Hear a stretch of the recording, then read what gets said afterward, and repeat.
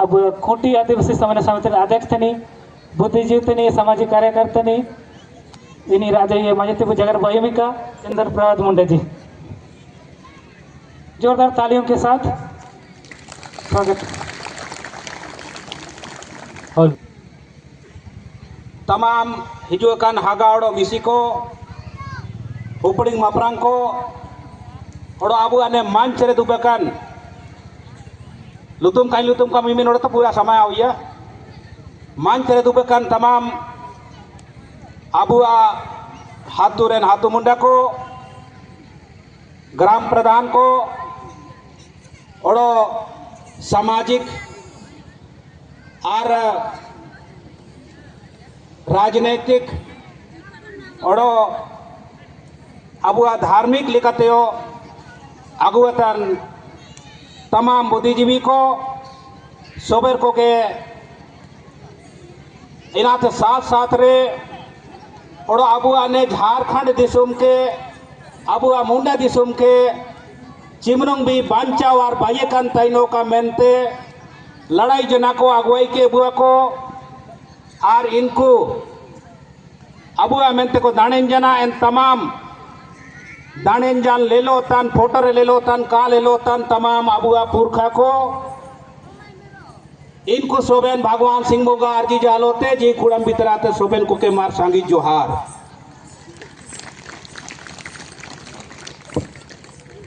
हगा को आज अन्य जगर मुसा हिंदी तो जगर लिया ताकि मुंडे तो बहुत थोड़ा को जगर किदा इन हिंदी तो बुझावन लगा तिंग में ना। तो साथियों इस देश के अंदर जब आजाद हुआ हमारा ये देश तो भारत का संविधान बनी और इस भारत के संविधान में दो कानून है। एक हम लोग बोलते हैं सामान्य कानून और दूसरा विशिष्ट कानून, जो राज्य क्षेत्र में राज्य की विशिष्टताओं के आधार पर वो कानून बनाई गई है और उसको मान्यता दिया है भारत का संविधान ने। तो इसी विशिष्ट प्रावधान के तहत भारत का संविधान हमारी पारंपरिक रूढ़िवादी प्रथा को भारत का संविधान मान्यता देती है। लेकिन बहुत जगह पर कभी कभार यह सवाल उठता है कि रूढ़िवादी व्यवस्था का मतलब क्या है। जैसे कि पूर्व के वक्ताओं ने भी कई एक सवाल करके क्या होना चाहिए उसके और हमारे वक्ताओं ने हम सब लोगों को इंगित नहीं किया, इशारा नहीं किया। इसलिए मुझे ये बोलना पड़ रहा है क्योंकि भारत का संविधान 13(3) खा हमारी रूढ़ी प्रथा को मान्यता देती है। लेकिन रूढ़ी और प्रथा क्या है? बहुत सारे वक्ता, बहुत सारे एक्टिविस्ट इन बातों को हमारी धार्मिक व्यवस्थाओं से जोड़ते हैं, जबकि रूढ़ी प्रथा का एक विशिष्ट अवधारणा है, उसका बहुत लंबा चौड़ा उसको हम लोग विचार कर सकते हैं, लेकिन उसके लिए समय चाहिए। रूढ़ी प्रथा का तात्पर्य यही है कि हमारे प्राचीन पूर्वजों ने समाज को बनाए रखने के लिए समाज की नैतिक मूल्यों को स्थापित करते हुए जल जंगल जमीन को साफ करके खेत पानी नदी नाला सबको बना करके हमारे पूर्वजों ने इस धरती पर आबाद किया। और भगवान सिंह बोंगा को भी इसमें एक आइडियोलॉजी हम लोग बोल सकते हैं, हिंदी में, अंग्रेजी में, और हिंदी में हम लोग बोल सकते हैं हमारी भावनात्मक अवधारणा, जिसके तहत हमारी पूजा पद्धति आती है। जिसमें हम लोग अलग अलग नामों से अपने देवताओं को पूजते हैं और मानते हैं, लेकिन राजनीतिक मकसद से बहुत सारे हमारे नेता आते हैं और हमें भड़काने का काम करते हैं। क्योंकि भारत का संविधान 13(3) खा उन तमाम रूढ़ी प्रथाओं को मान्यता देती है जो भारत के संविधान में अन्य मौलिक अधिकार है, उन मौलिक अधिकारों का हनन नहीं होता है।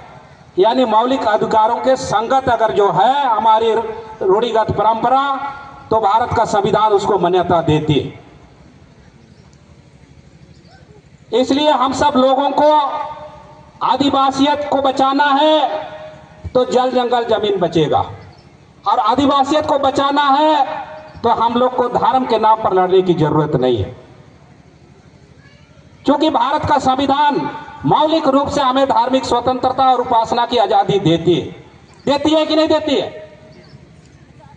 इसलिए धर्म के नाम पर जो लोग ढोंग रचते हैं, रूढ़ी प्रथा को धार्मिक व्यवस्था कहा करके हमें बहकाते हैं, वैसे लोगों से सावधान रहने की जरूरत है। सबसे पहले हम सब लोगों को आदिवासियत बचाना होगा, और आदिवासियत बचेगा तब हम लोग का जल और जंगल बचेगा। साथियों, एक बात और उभर करके आती है कि हमारी पहचान क्या है कि हम आदिवासी हैं। तो हमारी पहचान हमारी संस्कृति पर है, हमारी भाषा बोली पर है, और इसी को मद्देनजर रखते हुए हमारे पुरखों ने अपनी पहचान को बनाए रखा, जल जंगल जमीन को बचाए रखा, और ना जाने कितनी लड़ाइयां लड़ी। जब अंग्रेज आए, उन्होंने हमारे क्षेत्र के तमाम आंदोलनों को दस्तावेजीकरण किया, और इसके पहले जिनका इतिहास पढ़ने को नहीं मिलता है, पता नहीं कितनी लड़ाइयां हम सब लोगों ने लड़ी है, जो हमारे पूर्वजों के दंत कथाओं से हम लोग को मिलता है। और उन दंत कथाओं के आधार पर ही हम लोगों का बहुत सारा नेक जोग भी समाज में आज हम सब लोग को देखने को मिलता है, और हम लोग मानते हैं कि नहीं मानते हैं? जैसे फगुआ हो गया, तो उसी तरह बहुत सारी ऐसी व्यवस्थाएं हैं जो लिखित रूप में नहीं है। हमारे पूर्वजों ने संघर्ष किया, लड़ाई लड़ी, और उसके बदौलत आज हमारा जल जंगल जमीन और अस्तित्व बरकरार है। इसलिए हम सब लोगों को ये समझने की जरूरत है कि हम लोगों का आदिवासियत कैसे बचेगा, जल जंगल जमीन कैसे बचेगा। हम सब लोग अपने अपने गांव में ग्राम सभा को मजबूती करने की बात बोलते हैं, लेकिन कैसे होगा इसका मजबूतीकरण? माना कि हमारा ये क्षेत्र खुटकट्टी क्षेत्र है, पश्चिम में भुयारी है। जैसे कि पूर्व के वक्ताओं ने कहा कि हमारे पूर्वजों ने जिस जमीन को बनाया, जंगल काट करके, खोड़ करके, खेत को बनाया, तालाब को बनाया, गांव को आबाद किया, बाद में जमींदारी प्रथा हमारे बीच में थोपी गई और मनमानी तरीके से हमारे यहाँ लगान बांधने का काम किया, और जिसका पुरजोर तरीके से विरोध हुआ। कोलान क्षेत्र में कोलान आंदोलन हुआ, तमाड़ क्षेत्र में कोल विद्रोह हुआ कुंता मुंडा के नेतृत्व में।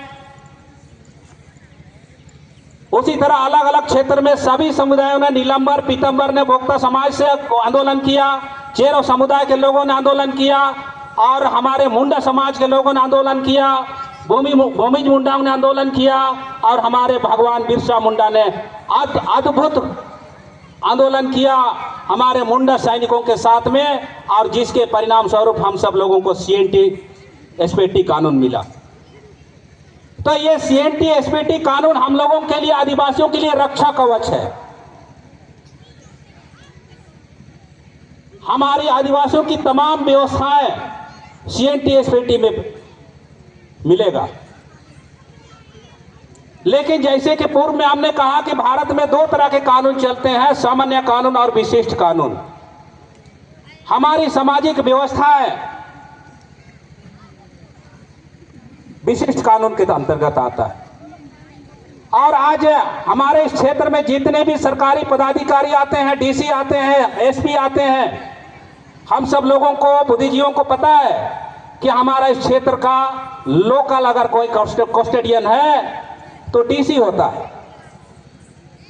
और हमारे शासक वर्ग के द्वारा ऐसा षड्यंत्र रचा जाता है कि हमारे इस 5वें अनुसूचित क्षेत्र में उसी पदाधिकारी को भेजा जाता है जिनको ना सीएनटी का पता है, ना ही यहाँ की भाषा और बोली और संस्कृति पता। तो ये हम सब लोगों के साथ, हमारे साथ छला हुआ है, अपमान है। इसलिए हम सब लोगों को सबसे पहले सरकारी स्तर पर भी सरकारी पदाधिकारियों का बहिष्कार करना चाहिए, जो पदाधिकारी हमारी भाषा और संस्कृति और सीएनटी को अगर नहीं जानते हैं तो। इसलिए राजनीतिक तरीके से हम लोगों को वहां भी छालने का काम हमारे नेताओं द्वारा किया जा रहा है, ताकि सीएनटी में छेद किया जा सके। आज रांची का जमीन 90% आदिवासियों का जमीन लूटा जा चुका है, इसलिए कि सीएनटी में भी एक प्रावधान है धारा 49 के अंतर्गत कि आप सीएनटी का जमीन प्रोजेक्ट खोलने के नाम पर ले सकते हैं।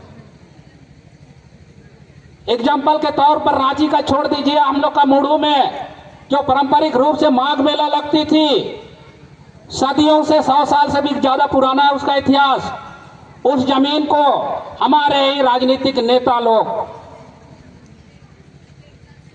सुशीला किरकेटा का बेटा रोशन सोरेन ने एक प्रोजेक्ट बना करके उस जमीन को जोर जबरदस्ती और घूस दे करके, पैसा दे करके उस जमीन को अपने नाम किया और फिर खेजा करके उसको बेचने का काम कर रहे हैं। तो यह राजनीतिक छलावा है या नहीं है? आज हम लोग के गांव में, चाहे भुयारी क्षेत्र हो चाहे खुटकटी क्षेत्र हो, हम सब लोग हाथू मुंडा और ग्राम प्रधान के साथ साथ गांव में अनेक लोग रहते हैं जिसका अलग अलग दायित्व है, जो गांव की सरकारी भाषा में उसको हम लोग पदाधिकारी बोल सकते हैं। गांव हाथू मुंडा और ग्राम प्रधान के नीचे कई पदाधिकारी हैं जो हम सब लोग मिलकर के उसको संचालित करते हैं। आज भुयारी और खुटकटी क्षेत्र में हमारे तमाम हाथू मुंडा और ग्राम प्रधान राजनीतिक प्रभाव में आकर के परंपरा और रूढ़िवादी व्यवस्था को गलत तरीके से समझ करके हमारे गांव में ऊंच नीच की भावना रखते हैं। तो जिसका परिणाम ये होता है कि आज हम लोग का अनुषंगी इकाई, जिसको हम लोग बोल सकते हैं, मूल खुटकटीदार से नीचे जो लोग रैयत लोग निवास करते हैं, कायमी रैयत हो सकता है, सिक्किमी रैयत हो सकता है, तो उन लोगों से धीरे धीरे हम लोग मतभेद बढ़ा रहे हैं, जिसकी वजह से आज ग्राम सभा टूट रही है। और टूटने की वजह से आज वो जमीन पर बाहरी तत्वों का नजर रहता है, और बाहरी तत्वों के नजर आ जाने से उस जमीन का खरीद बिक्री के लिए उनको प्रलोभन दिया जाता है, पैसा का प्रलोभन दिया जाता है कि आपका जमीन सीएनटी से बाहर है, आप अगर इस पर्पस के लिए इस जमीन को बेचते हो तो इस जमीन के एवज में आपको इतना मोटा पैसा मिलेगा, उसको आप बिजनेस कर सकते हैं, बिजनेस के माध्यम से पैसा बनाया जा सकता है।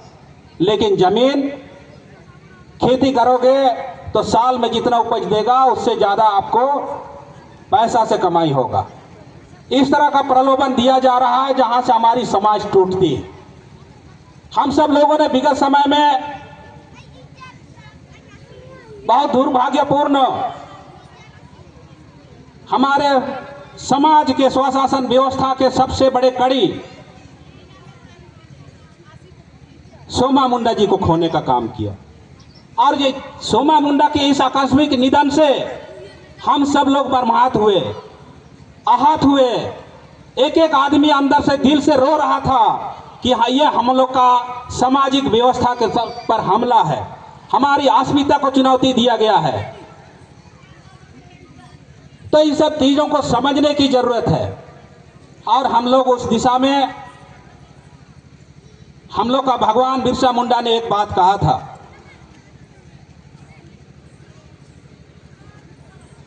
हम लोग का भगवान बिरसा मुंडा ने कहा उलगुलान की शुरुआत से पहले कि आप लोग संगठित होइए, एकजुट रहिए, आपस में लड़िए मत और उलगुलान जारी रखिए, तब जाके हम लोग का दिसुम में अबुआ दिसुम अबुआ राज स्थापित होगा। इसीलिए डोंबारी पहाड़ में उन्होंने एक नारा दिया था कि रानी राज छाबा जना मुंडा राज एटे जना। इसलिए साथियों, हम सब लोगों को ये समझना और सोचने की जरूरत है कि हम लोग सामाजिक एकता को कैसे कायम करेंगे, आदिवासियत को कैसे बचाएंगे। अगर आदिवासियत बचेगा तो जल जंगल जमीन बचेगा, और जल जंगल जमीन बचेगा तो हमारी संस्कृति परंपरा सभी बचेंगे, और नहीं तो नहीं बच पाएगा। इसलिए हम सब लोगों को, एक एक आदमी को आज ये संकल्प लेने की जरूरत है कि संयुक्त ग्राम सभा के पदाधिकारियों की नहीं, बल्कि हम सब एक एक आदिवासियों की को ये प्रण लेने की जरूरत है कि जल जंगल जमीन के लिए हमारे पूर्वजों ने बलिदानी दे करके संघर्ष करके बचा के रखा, उसको बनाए रखना हम सब लोगों का भी दायित्व बनता है। सोमा मुंडा अकेले नहीं है, हम सब लोग हैं। हम सब लोगों को प्रण लेने की जरूरत है, सिंहगिदाई बनने की जरूरत है। सिर्फ मर्द नहीं, हम स्त्री और पुरुष सभी को संघर्ष करना होगा और एक साथ संघर्ष करने की जरूरत है। अभी पूर्व में हम लोग का दामू मुंडा जी ने कहा कि हम लोग भारतमाला प्रोजेक्ट का विरोध कर रहे हैं कब से। आज इस संयुक्त ग्राम सभा में उस गांव के भी लोग उपस्थित होंगे। क्या हम सब लोगों ने ग्राम सभा में सहमति दिया था बाईपास रोड के लिए? और जब नहीं दिए हैं तो आज किस परिस्थिति में सरकार जो है भारतमाला प्रोजेक्ट के लिए 30 जनवरी 2026 को एक अखबार के माध्यम से एक प्रकाशित करती है कि संबंधित रैयत मुआवजा का पैसा 60 दिन के अंदर में ले ले, और नहीं तो फिर जो है वो स्वतः ये माना जाएगा कि रैयत को मंजूर है। क्या हम सब लोग तैयार हैं? हमारे पूर्वजों ने एनएच के लिए जमीन दिया और आज भी 120 फीट लगभग वो चौड़ा है, और भारतमाला प्रोजेक्ट के लिए जमीन की जरूरत कितना है? 202 फीट। अगर 40 फीट दोनों तरफ से ले लेता है तो इसमें हम सब लोगों को कोई तकलीफ नहीं है, जैसा कि पूर्व में इससे संबंधित बैठक में लोग कह रहे थे।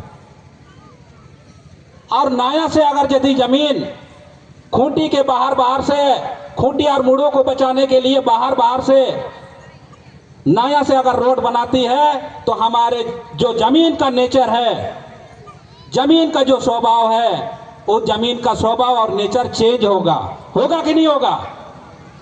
होगा ना। तो इसलिए साथियों, हम सब लोगों को अगर उसका विरोध करना है तो हम सब लोगों को एक साथ लड़ने की जरूरत है। हम सब लोगों को यह नहीं सोचना चाहिए कि हमारा क्षेत्र खुटकटी क्षेत्र है, जा रहा है भुयारी का। साथियों, अगर भुयारी का जमीन जाएगा तो कल खुटकटी का भी जमीन जाएगा, इसको बचाने के लिए कोई नहीं आएगा।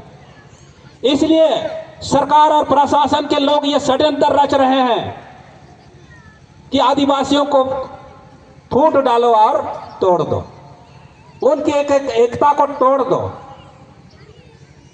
इसीलिए हम सब लोगों के बीच में हमारे भाई बंधु को ही छोटा मोटा दलाल खड़ा कर दिया जाता है, लेकिन सच तो ये है कि हमारे जितने भी सरकारी तंत्र के लोग हैं, सरकार हैं, हमारे डीसी हैं, हमारे सीईओ हैं, हमारे कर्मचारी हैं, राजस्व कर्मचारी, हमारे बीएलडब्ल्यू, ये सारे लोग गुलामी का खट रहे हैं और हम सब लोगों को ठगने का काम कर रहे हैं।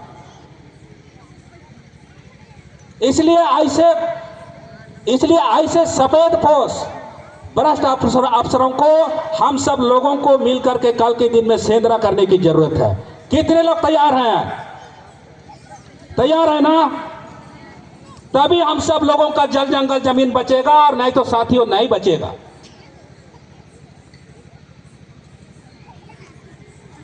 दूसरा बात कि हम सब लोग अभी उसमें दादा होटल कंडुलना जी हम लोग के बीच में उपस्थित है, इसलिए उस संदर्भ में ज्यादा मैं नहीं कहूंगा, लेकिन मैं इतना जरूर कहूंगा कि झारखंड सरकार ने पेशा कानून बना दिया। कोई भी विशिष्ट कानून केंद्रीय कानून के संगत ही होनी चाहिए, भले उससे कम हो सकता है लेकिन उससे ज्यादा नहीं हो सकती है। ये बात मैंने पूर्व में भी कहा। तो झारखंड सरकार ने कम से कम पेशा नियमावली बनाने का हिम्मत तो किया, उसके लिए मैं मंच की तरफ से उनको साधुवाद जरूर दूंगा। अब हम लोग का क्या फर्ज बनता है कि पेशा कानून को हम लोग एक एक आदमी ग्राम सभा में एक एक आदमी तक हम लोग को पहुंचाने की जरूरत है, और पेशा कानून में जो भी त्रुटियां हैं, जो भी खामियां हैं, हमारी मूल अवधारणा के खिलाफ है, उसको चिन्हितीकरण करने की जरूरत है। जैसे एग्जाम्पल के तौर पर भूमि अधिग्रहण कानून 2013 और 2013 हम लोग को बोलता है कि किसी भी गांव का जमीन सरकारी कर्जों के लिए अधिग्रहण कर सकती है सरकार, जो CNT भी प्रावधान देती है, लेकिन 75% गांव की सहमति जरूरी है। और हमारे हेमंत सोरेन सरकार ने क्या किया, 35% लोगों की सहमति से भी जमीन अधिग्रहण किया जा सकता है। अब बताइए ये अबुआ सरकार है कि कबुआ सरकार है? हाँ, हाल के दिनों में ही आपका इधर बोकारो रामगढ़ एरिया में बाहरी लोगों को बैठाया फर्जी ग्राम सभा करने के लिए, अडानी कंपनी को जमीन उपलब्ध कराने के लिए, कोयला उपलब्ध कराने के लिए। क्या ऐसा नहीं हो सकता है क्या? अगर 33% लोगों की सहमति से ही जमीन का अधिग्रहण करना होगा तो हम और आपको गांव में बंदिक बना लेगा और ये टोड़ंकेल बगीचा में मीटिंग करेगा वो लोग, बाहरी लोगों को ला करके, और बाद में हाथू मुंडा और ग्राम प्रधान को बंदूक की नोक पर प्रशासन के बल पर उससे साइन लिया जाएगा। क्या चाहते हैं आप लोग ऐसा? मैंने ये सिर्फ एग्जाम्पल दिया है, इसलिए हम सब लोगों को कोई भी कानून अगर आता है तो उसको बारीकी से समझने की जरूरत है। लेकिन मूल कानून उसका क्या है, 1996 में जो बना है, पार्लियामेंट द्वारा जो पारित है, उस कानून ही हम लोग का आधार है। इसलिए हम लोग उसी पर आगे बढ़ेंगे। झारखंड सरकार का नियमावली में खामियां हो सकती है, उनकी अपनी निजी स्वार्थ हो सकती है। आप सब लोग को यह पता होना चाहिए कि हाल में मुख्यमंत्री विदेश भ्रमण में गया था, घूमने नहीं साथियों, वहां पूंजीपति मित्रों से समझौता करने गया था। इसलिए आने वाले समय में भी हम लोगों को राजनीतिक अगुवा भी वैसे लोगों को तैयार करने की जरूरत है जो हमारे जल जंगल जमीन की बुनियादी हृदय की आवाज को सुनता है, ताकि हम लोग वैसे लोगों को सदन में भेज करके भी अकेले दम पर हम लोग का जल जंगल जमीन की आवाज बंद करके पूरे सदन को गुंजायमान कर सकता है और वहां सरकार को मजबूर कर सकती है। इसलिए हम सब लोगों को गुलामी की जंजीर से बाहर निकलना होगा। गुलामी किस बात का? हम लोग को बोला जाता है कि भाई सरना लोग बीजेपी को वोट देंगे, क्रिश्चियन और मुस्लिम कांग्रेस को वोट देंगे। ये चलता था आज से 10 साल पहले, चलता था ना। तो ये हम लोग को गुलाम बनाने का एक षड्यंत्र है। इसलिए ऐसे मानसिकता वालों से भी हम सब लोग को सावधान रहने की जरूरत है। और हम सब लोग अपने गांव में, अपने क्षेत्र में चाहे खुदकट्टीदार हो, चाहे भूयारीदार हो, चाहे हम लोग का कायमी रैयत हो, चाहे सिकमी रैयत हो, हम सब लोग एक दूसरे के परम पूरक हैं, एक दूसरे का अनुषंगी इकाई हैं। हम सब लोगों को ही एक साथ मिलकर के कदम ताल करते हुए अपनी जल जंगल जमीन को बचाना है और ग्राम सभा को मजबूती करना है। आप सब लोग समझ गए होंगे, इसलिए बहुत नहीं कहते हुए मैं अपनी वाणी को यहीं विराम देता हूं। फिर से दिल की गहराई से बहुत बहुत जोहार, धन्यवाद, बहुत बहुत धन्यवाद। जय झारखंड।